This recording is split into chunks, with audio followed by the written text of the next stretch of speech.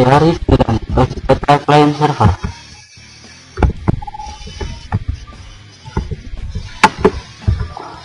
Arsitektur client server. Saat ini arsitektur client server yang banyak digunakan dalam disebut two-tier arsitektur. Pada arsitektur ini, server mengirim data dan client mengakses data. Server memainkan peranan yang dominan pada arsitektur ini. Keuntungan sistem ini adalah kesederhanaan dan kompatibilitas dengan sistem yang legal. Arsitektur client server. Arsitektur client server yang dikembangkan kemudian adalah three-tier arsitektur. Pada waktu ini, layer direpresentasikan sebagai host, server, dan client. Server memainkan peranan sebagai penengah dengan mengirim aturan bisnis, prosedur, atau constraint yang digunakan untuk mengakses data dari host. Client berisi antarmuka GUI dan beberapa aplikasi tambahan mengenai aturan bisnis. Kemudian, server bertindak sebagai conduit of passing, memproses data dari host ke client, di mana kemudian diproses atau difilter dan dipresentasikan ke pemakai dalam format GUI. Antarmuka pemakai, aturan, dan pengaksesan data bertindak sebagai three-tier. Client biasanya dihubungkan ke server melalui LAN dan server dihubungkan ke host melalui WAN. Client melakukan remote yang dihubungkan ke server melalui web. Sistem ini sangat untuk perusahaan besar dapat disimpan dalam host dan biaya pembangunan LAN dan WAN dapat diatur dan dioptimasi menggunakan teknologi yang baru untuk setiap bangunan, setiap bagian yang berbeda dalam organisasi. Pengaksesan query basis data pada client server. Dengan memproduksi fungsi DBMS antara client dan server tidak ada tentuan, sehingga banyak pendekatan yang berbeda ditawarkan. Satu kemungkinan adalah memasukkan fungsi dari DBMS terpusat pada level server. Sejumlah DBMS relasional menggunakan pendekatan ini, di mana SQL server disediakan untuk klien. Setiap klien harus menggunakan query SQL untuk tepat dan menyediakan antarmuka pemakai dan fungsi antarmuka untuk bahasa pemrograman. Karena SQL adalah bahasa standar relasional, berbagai SQL server, meskipun disediakan oleh vendor yang berbeda, dapat menerima perintah SQL. Pengaksesan query basis data pada client server. Interaksi antara klien dan server selama pembahasan query adalah sebagai berikut.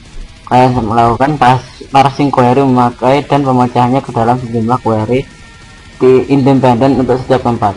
Setiap query tersebut dikirim ke server yang sesuai. Setiap server memproses query lokal dan mengirim relasi hasil ke klien. Klien mengombinasikan hasil query untuk memproduksi hasil dari query asal yang dikirim. Pengaksesan query basis data pada client server. Pada pendekatan ini, server SQL juga disebut transaction server atau disebut processor atau DP atau backend machine.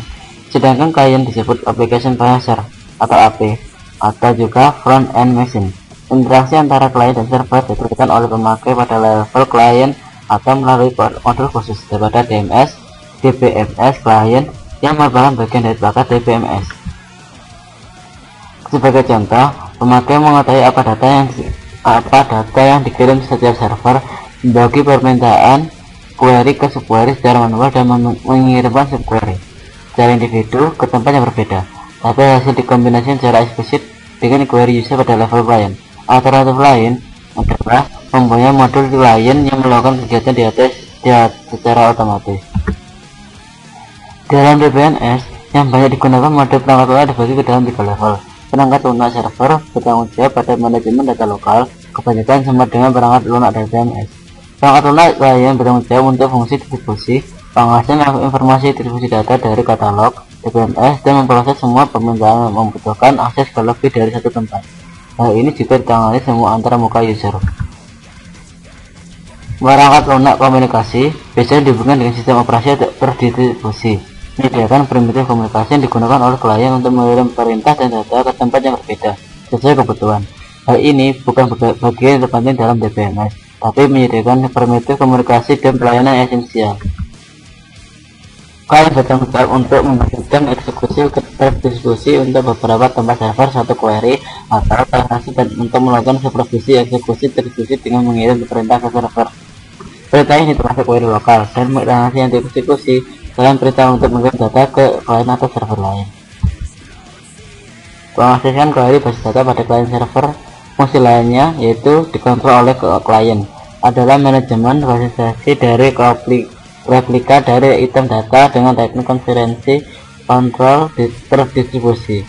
Klien harus menjamin transaksi global atomik dengan membentuk global recovery jika tempatnya dimaksud gagal. Satu fungsi yang mungkin dari klien adalah menyembunyikan data distribusi dari data dari pemakai, yang memungkinkan memakai menulis query global dan transaksi seperti biasa basis data yang terpusat tanpa harus menentukan tempat di mana data terdistribusi dalam query atau transaksi berada. Fitur ini disebut distribution transparency. Beberapa database tidak melakukan distribution transparency, sehingga pemakai harus berhati-hati terhadap distribusi data secara ketat. Misal ada pertanyaan seperti berikut: apa yang dimaksudkan sistem klien server? Klien server adalah sebuah arsitektur jaringan memisahkan klien, biasanya berlokasi yang menggunakan GUI dan server. Masing-masing klien dapat meminta data atau informasi dari server. Perbedaan konsep arsitektur klien server yang ada sekarang dalam sistem terdistribusi. Konsep arsitektur di klien server yang ada sekarang yaitu pada arsitektur ini. Server mengirim data dan klien mengakses data. Server memainkan peranan yang dominan pada arsitektur ini. Keuntungan sistem ini adalah kesadaran dan kompatibilitas dengan sistem yang lain. Sedangkan pada konsep arsitektur sistem terdistribusi, sistem dianggap sebagai satu set layanan yang disediakan untuk klien. Server dan klien diperlakukan berbeda. Tugas host server dan server pada three-tier arsitektur. Server memainkan peranan sebagai penengah dengan pengirim aturan bisnis yang digunakan untuk mengakses data dari host. Klien berisi antar muka GUI dan beberapa aplikasi mengenai aturan bisnis. Kemudian server bertindak sebagai conduit of phishing, memproses data dari host ke klien, di mana kemudian diproses atau difilter dan dipresentasikan ke pemakai dalam format GUI. Antar muka pemakai, aturan dan pengasihan data bertindak sebagai three-tier. Klien biasanya dihubungkan ke server melalui LAN dan server dihubungkan ke host melalui WAN. Klien melakukan format yang dihubungkan ke server melalui WAN juga. Pengasihan query dari klien ke server dan hasil query dari server ke klien.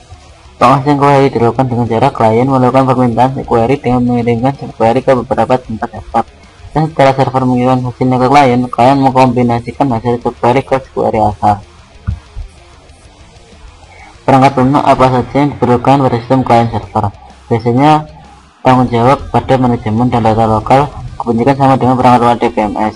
Perangkat lunak klien bertanggung jawab untuk fungsi distribusi, mengakses informasi distribusi data dari katalog DBMS dan memproses semua permintaan yang membutuhkan akses ke lebih dari satu tempat. Hal ini juga ditangani semua antarmuka user. Perangkat lunak komunikasi menyediakan primitif komunikasi yang digunakan untuk klien mengirim perintah dan data ke tempat yang berbeda sesuai kebutuhan. Hal ini bukan bagian yang terpenting dalam DBMS, tapi menyediakan primitif komunikasi dan pelayanan esensial.